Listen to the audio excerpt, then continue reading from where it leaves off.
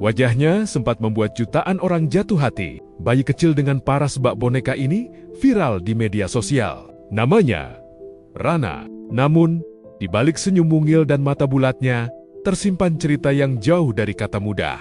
Cerita tentang vonis pahit dan harapan seorang ibu yang menolak menyerah. Dalam potongan video yang beredar, Rana tampak berbeda dari bayi seusianya. Ia lebih sering diam, tatapannya kosong, tubuhnya jarang bergerak. Banyak yang bertanya, apa yang sebenarnya terjadi? Jawabannya tak sederhana. Rana kini berusia 9 bulan, didiagnosis mengalami kraniosinostosis, kondisi langka ketika tulang tengkorak bayi menutup terlalu cepat. Padahal, seharusnya ubun-ubun menutup perlahan seiring pertumbuhan otak. Dokter spesialis saraf anak, Dr. Herbowo, menjelaskan, jika tulang kepala menutup terlalu dini, otak kehilangan ruang untuk berkembang. Dan itu bisa berdampak pada sistem saraf serta tumbuh kembang anak. Kraniosinostosis itu gini, jadi kepala seorang bayi itu nggak langsung bentuknya utuh kayak kita gitu, nggak langsung bulat gitu, nggak. Betul. Jadi ada potongan-potongan yang nanti akhirnya nyambung. Iya. Nah, waktunya untuk menyambung tuh ada waktunya tertentu. Oke. Kalau terlalu cepat namanya kraniosinostosis. Jadi artinya definisinya kraniosinostosis adalah antar tulangnya itu menyambungnya terlalu dini. Jadi memang terlalu cepat dia nyambungnya. Jadi anakku itu lingkar kepalanya itu tidak normal pada saat aku lupa usia bulannya, dokter yang mungkin tahu ya. Terus ubun-ubunnya udah menutup, harusnya belum boleh. Karena kalau ubun-ubunnya nutup dengan waktu yang kecepatan, perkembangan otaknya akan bermasalah. Betul. Namun, perjuangan Rana sudah dimulai bahkan sejak hari pertama ia lahir. Ibunya, Vina Dorika, bercerita, Rana lahir normal dengan berat hampir 4 kg. Harapan dan kebahagiaan sempat memenuhi keluarga. Tapi sesaat setelah dilahirkan, semuanya berubah.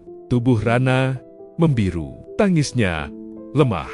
Ia harus dirujuk ke rumah sakit dan menjalani perawatan intensif selama 8 hari. Sejak saat itu, hidup Rana dipenuhi pemeriksaan medis dan kecemasan yang terus datang. Seiring waktu, kondisi kepala Rana menunjukkan perubahan. Hampir seluruh ubun-ubunnya menutup di usia yang sangat dini. Bentuk kepalanya tak simetris, dengan benjolan di bagian belakang. Dan cobaan tak berhenti di sana.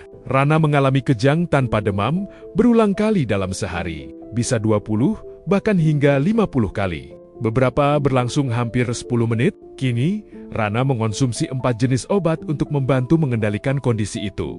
Kan Rana ini sekarang ada kejangnya soalnya. Oh, ada kejang. Ada kejangnya. Terus sering?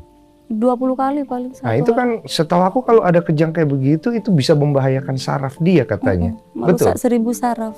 Kamu pernah ngelihat dia kejang paling, kamu sampai, kayak gimana? Sampai hampir 10 menit. Astagfirullahaladzim. Ya, lama. Bagaimana Pas waktu itu perjalanan dari Malang pulang. Di mobil? Iya, di mobil. Tiba-tiba? Tiba-tiba sampai 10 menit. Panas? Nggak ada panas sama sekali. Bisa digambarin nggak kejangnya kayak gimana gitu? Yang kejang, Kayak, iya, gini-gini dok. kayak step. Iya, step. Panik dong. Tapi ini gerak, bang, gerak tangan sama kaki itu gerak. Cuma kan nggak enak ngelihatnya kan? Iya. Nenanginnya gimana? Ya sudah biasa kan. Oke. Karena Rana kan di antara anak-anak yang lain kan Rana sering kejangnya sering kan. Sampai 50 kali pernah satu hari. Sebelum diopname. Setelah diopname alhamdulillah berkurang. Jadi pada saat dia kejang itu yang pertama kali hancur banget hatimu itu pas di awal-awal saja. Pas tahu dia itu kraniosinostosis. Tapi kan kamu awalnya belum paham kan itu apa ya? Oh, belum. Setelah Pas dokter menjelaskan kan ini nggak ada obatnya. Oh, dia ngomong gitu. Sok lah. Kok bisa ini dokter bilang nggak ada obatnya?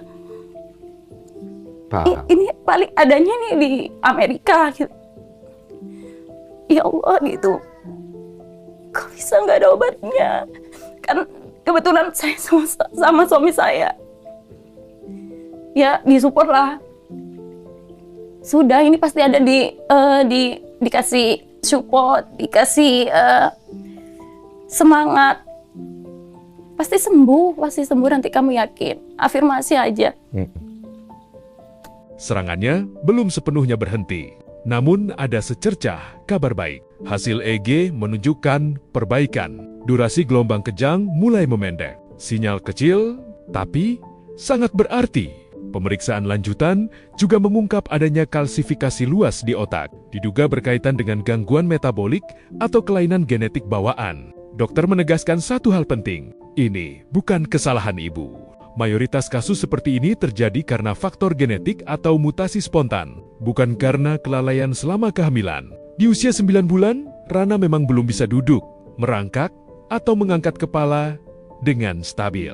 Ia juga belum mengeluarkan suara selain tangisan. Namun ada satu hal yang memberi harapan besar. Rana mulai tersenyum, mulai merespons interaksi sosial. Bagi dunia medis, itu bukan hal kecil. Itu tanda bahwa jalur saraf masih bekerja. Dokter pun berpesan, usia di bawah 2 tahun adalah masa emas perkembangan otak. Selama kondisi bisa dikendalikan dan penyebabnya ditangani, peluang perbaikan masih ada.